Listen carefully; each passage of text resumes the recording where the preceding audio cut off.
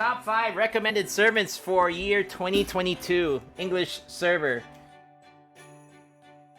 Alright, let's so this is in no particular order. This is in this is in order of servant ID. But let's take a quick look at the servants that we have for the year. So we're starting off January with Yang Guifei. These are the only new servants, by the way. No reruns here on this list. So Yang Guifei, Sei Shonagon, which is in Valentine's Odysseus Chaldea Boys collection. And then you have Dioscuri, Canis, and Romulus from Olympus Lost Belt. Voyager, Kijo Koyo, and Eris from the collab event, the Requiem collab event. And then we have Artoria Caster, who is our anniversary servant. Of course, everybody probably knows her, who she is, what she does by now, but we'll go through that eventually. And then we have our summer servants. So that's Kiara, Ilya, Bryn, Consort Yu, Abby, Tomoe, Shikibu. So those are our servants for summer. And then for the Guda servants, we have Himiko, Saito, and Nobukatsu.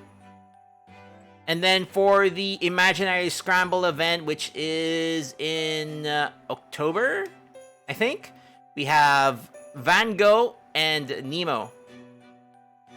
Or is this November? Could be October, November. I forget.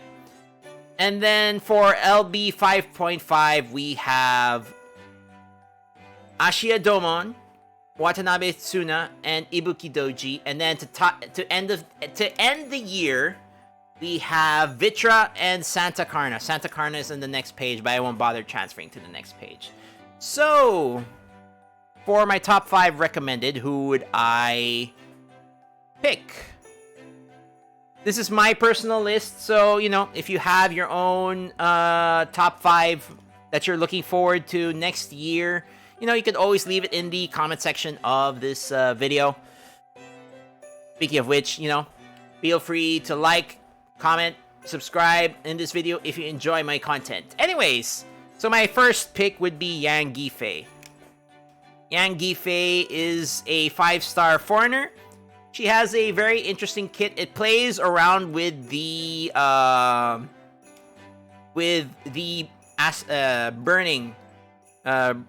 burning status, which mostly comes from her 3rd skill. Grants self-living flame buff for 3 attacks, 3 turns. So what happens here is reduces enemy defense when taking an attack by them. So in other words, when she gets hit, it'll reduce their defense and also inflicts burn on the enemy. Her burn damage also plays a part on her NP. Although this is the thing, normally you'd probably bring also like a command code that gives burning, because her NP will deal extra damage if the enemy is burning. The problem is she inflicts burn after damage. So to get the extra damage, the enemy needs to be already burning. So what you could do is you can apply burning command code to face cards, or have a servant that has a skill that applies burn to the enemy. Then they will have the extra damage. So yeah. And also, if you know her Noble Phantasm, for those of you who have played JP, this is when, if you had a potato phone, her NP would pretty much kill your potato phone. So yeah. So that would be my first pick for a recommended servant. My next recommended servant would pretty much already be halfway through the year with Artoria Caster. I'm sure a lot of you know Artoria Caster by now. She is, of course, you know, FGO, Fate Grand Order, pretty much. She changes so much in this game, the moment when everybody saw her released in JP, she opened up so much for the arts meta. Like when people were saying before, like Musashi and Space Ishtar, like a lot of people skipped them because they didn't see how viable they would be. Well, maybe not so much Summer Musashi and more so Space Ishtar. A lot of people were ignoring Space Ishtar, but once Castoria released, oh boy, a lot of people started wishing they had summoned Space Ishtar, which was funny to see. But anyways, it's not only the arts meta, but her kit does so much. Her first skill gives NP charge and increases attack. The NP charge is a party-wide NP charge for 30%. And she also can charge a single target ally for 20% NP charge, and NP gain is buffed for the whole party. So very, very great skill. And then her third skill, Arts Performance increase for 3 turns, which is a 50% increase at level 10. Grants invincibility for one turn, and then increases their damage against threat to humanity for 3 turns.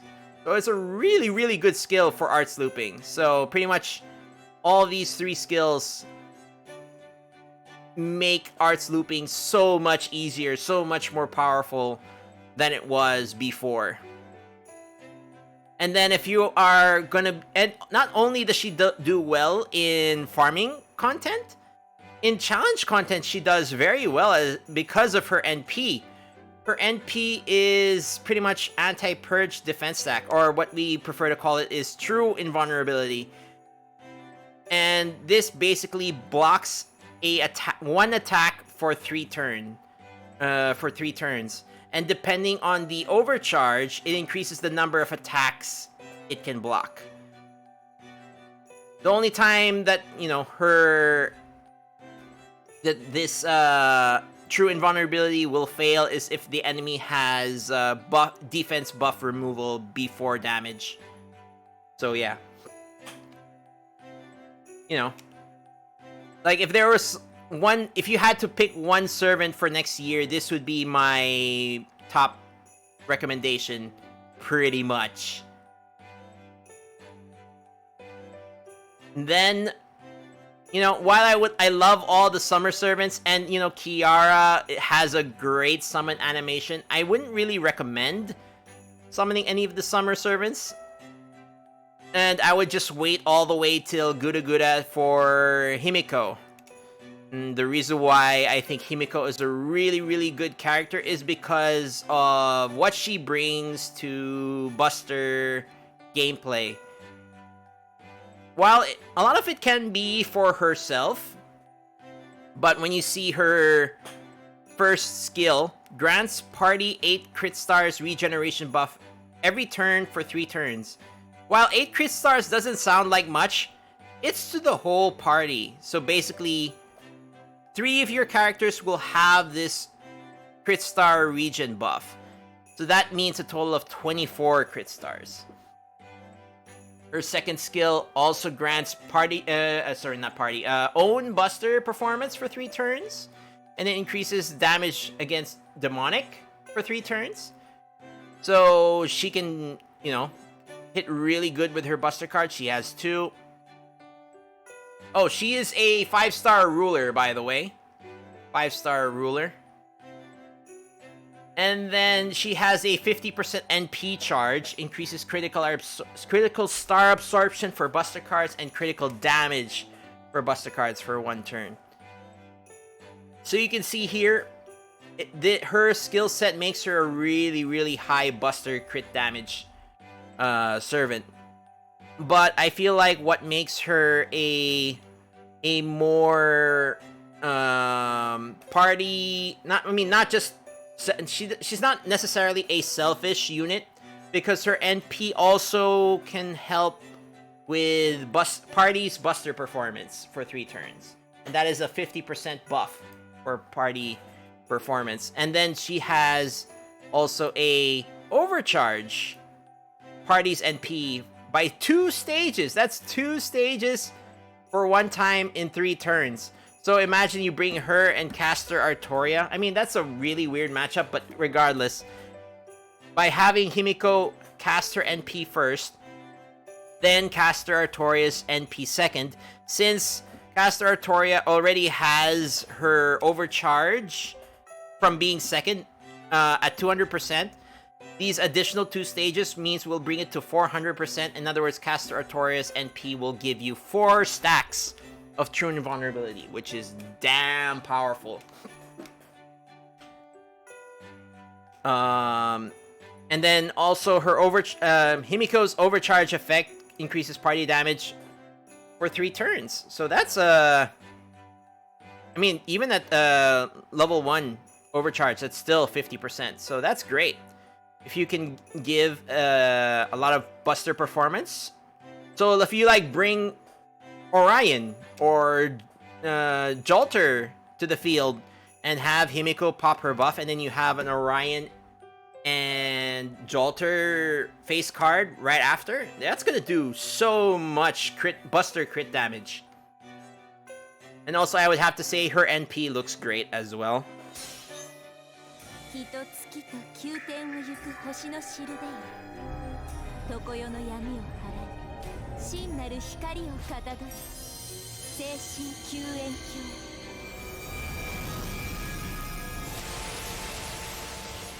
There you go. Alright, so that's my 3rd recommendation. My 4th recommendation would be Van Gogh. Actually, this is kind of more of a 2-in-1. No, actually not. Like, my 4th and 5th picks would... The reason for picking these 2 characters is because they kind of work well with each other, or each other's kit, like, complements each other, something like that. So that would be Van Gogh and Ashiya Doman. But let's go with Van Gogh first. Van Gogh is a 5-star foreigner, and Van Gogh works well with, Van Gogh's kit works with how curse effects are Van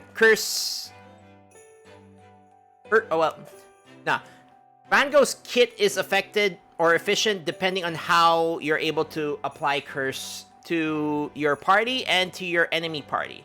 So that's kind of weird, but anyways, if you're not familiar, Van Gogh's first skill basically inflicts curse to herself 3 times. But then charges on NP gauge based on the number of curse stacks. So if you have 3 curse stacks on Van Gogh already from this skill, that means you have 30% NP charge on Van Gogh. At least on level 10. The number of percent charge she gets per curse stack depends on what level the skill level will be. But more on this skill later. We'll go back to this skill. Let's take a look at skill number 2.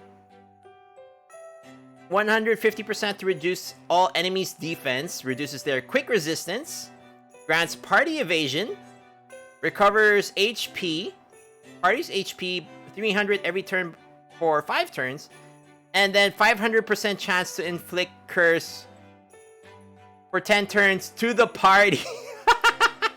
So that's another 3 or that's, 1 stack of curse for each member in the party. So you can see how Van Gogh really works with curse, right? Anyways, 3rd skill. Increases allies' attack, increases star absorption, grants self on attack activate buff. So whenever she attacks, she removes 1 own curse debuff when attacking with quick cards. If successfully removed, debuff increases own attack for 3 turns, right? Okay, but this one is I feel like the important bit of her skill set. Absorbs all enemies and parses curse to self. So how this will work is, in a scenario, for example, you would use the second skill first, inflict everybody in the party with curse. So that's 3 stacks of curses on the party. No. Well, total of 3 curses on the party. 1 on each character. And then you would use her third skill to absorb all of the curses from the other 2 party members. So that's 3 stacks of curse on Van Gogh.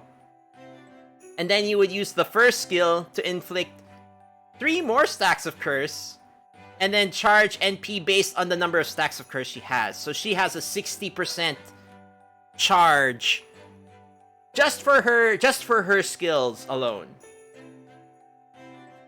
So it sounds pretty cursed, right? Nice one, nonsense. So yeah. So that's interesting. And what makes her work well with Doman, we'll get to that later, because Doman also has a gimmick with curse. That's why I feel like if you're gonna roll for Van Gogh, it's also a good choice to roll for Doman. But then again, you could also roll just for Doman. And then her NP, I mean, I wish her NP had something more with, the curses, but, it's fine. Her NP is also very interesting because it inflicts terror status on enemies 1 time for 3 turns. So it has a 60% to activate stun to the enemy party. And then increases party critical damage for 3 turns. Also increases party's attack based on the overcharge. So it's a really solid NP. Where's the video? There we go.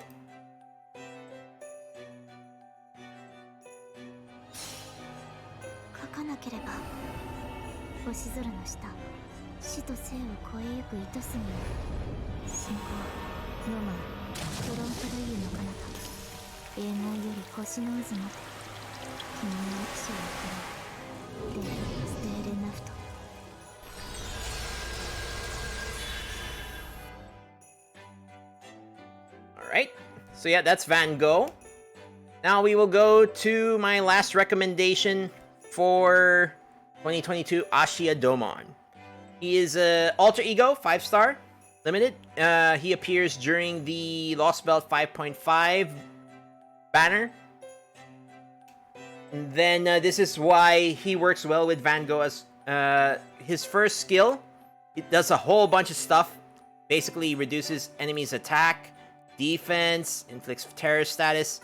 But this is the kicker, inflicts curse status to the enemy team. So if you're able to inflict curse status to the enemy team, and then use Van Gogh's skills to absorb all the curse.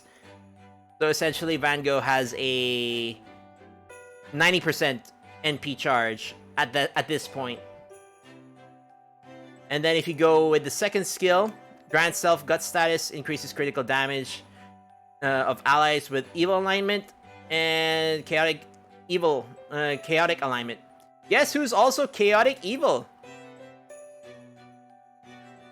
Where is it? Van Gogh. So yeah, works very well. And then the third skill, charges own NP gauge. That is an 80% NP charge.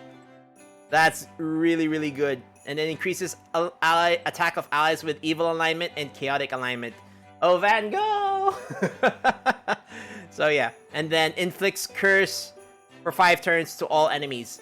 So we go from 90% NP charge to 120% NP charge for Van Gogh because of Doman.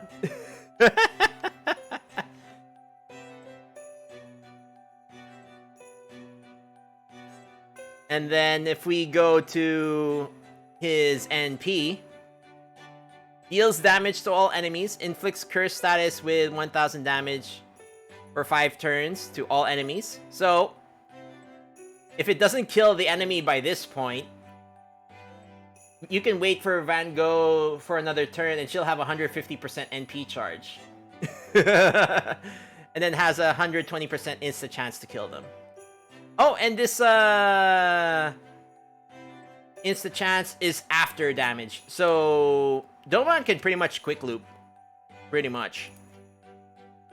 And then inflicts evil curse status, which increases curse damage to the enemy team. Right? It's great. So yeah, another servant I would recommend is Doman. I mean, I hated him because of his role in the Lost Belts, but, you know, he has a solid kit. I have to admit that.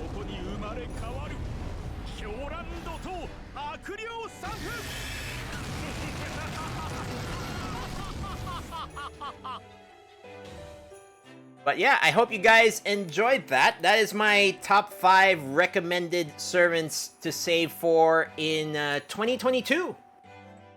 I am excited for the upcoming FGO year. Well, also kind of worried, but, you know, excited. So I hope you guys enjoyed that. I hope you like, comment, and subscribe. If you liked the video, you know, feel free to leave a comment if there's anything you'd like to see on the channel. I am trying to upload more content as much as possible. But yeah, that'll be it. Thanks YouTube for watching. I hope to see you again next time.